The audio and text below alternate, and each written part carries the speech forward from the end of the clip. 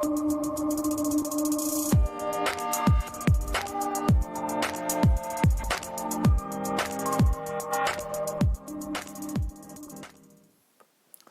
in today's lesson we're going to look at travel graphs. This first question we're looking at a distance time graph, and it is important to note the difference between distance graphs and velocity time graphs. So on a distance time graph we know that for whenever the line is flat, that means that we are not moving, as our distance is staying exactly the same. So in this question it asks you to work out how much time she has spent stationary. Well, we know that each square is half an hour. We've got 1, 2, 3, 4, 5 squares which are flat, so therefore she stays still for 2 hours and 30 minutes. So then it asks you to work out how much time she spends travelling. So here we can see she travels from 2 till 3, which is 1 hour, 3:30 till 4, which is half an hour, so that's a total of 1.5 hours, from 5 until 6:30, so that's an hour and a half, so that's a total of 3 hours, and then 7:30 till 8, so in total 3.5 hours travelling.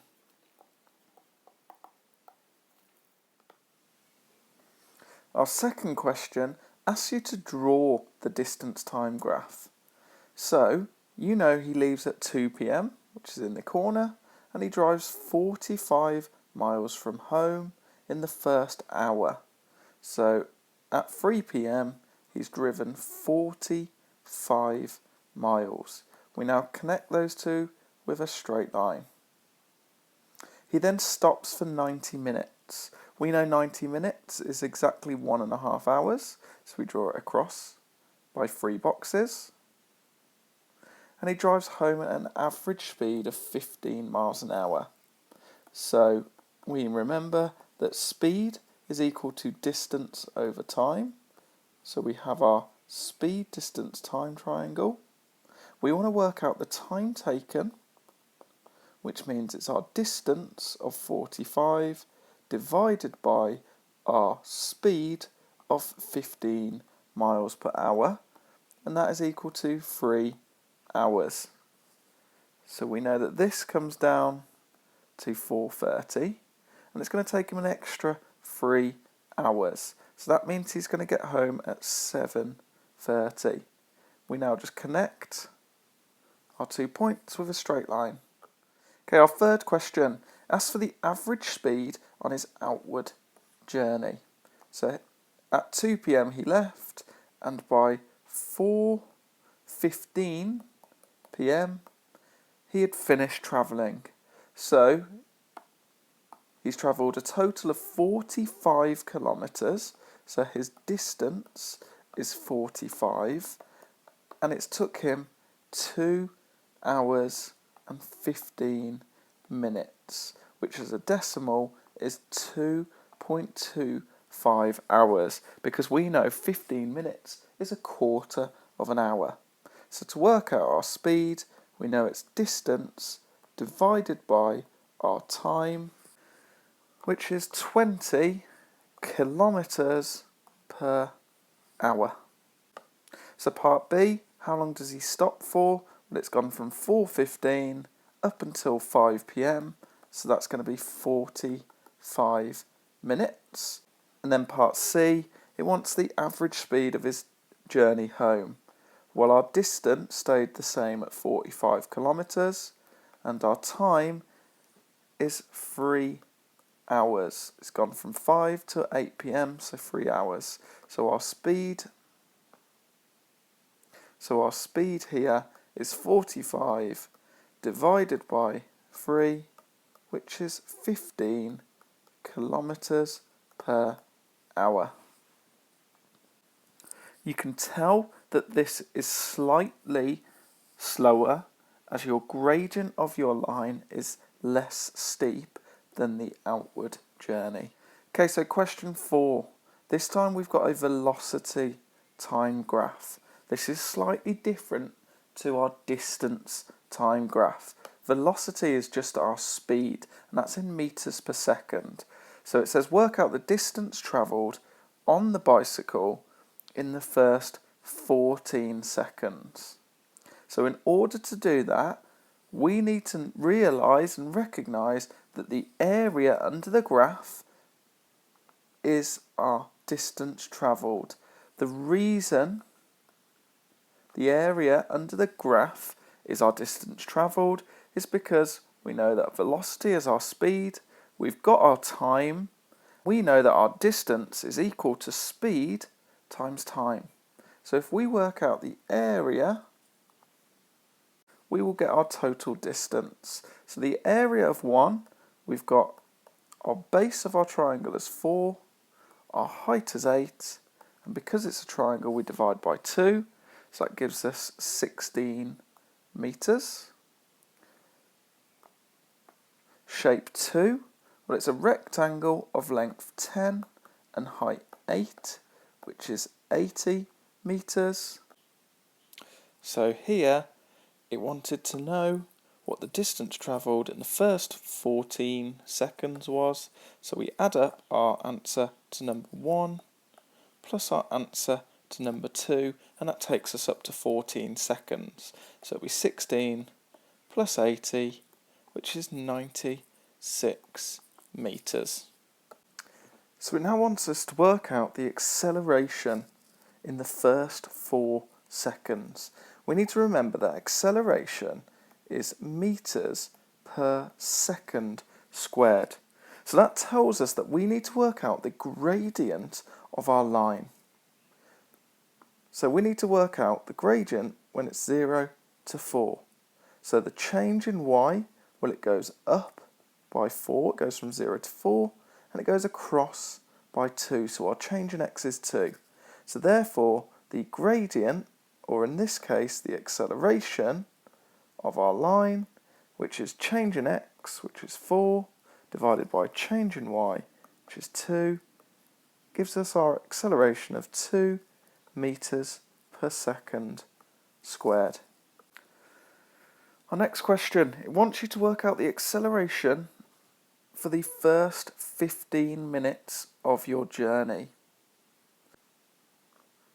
So our first 15 minutes. We know our change in y, it's gone from 0 to 50, so that's 50. Our change in x, it's gone from 0 to 15 minutes, which is a quarter of an hour. So 1/4 of an hour. So to work out our acceleration, it's the gradient of that line.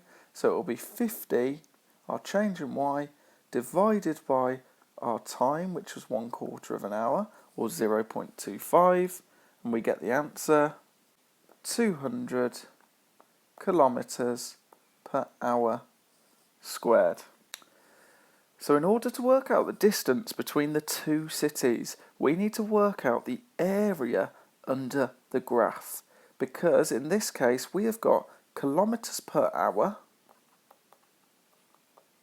If we multiply that by our time, so to get the area, that would just give us our kilometres, or our distance. So we need to work out the area of each of our shapes. There are a few different shapes you can split it into. So this first triangle is going to cross by 1/4 of an hour and up to 50.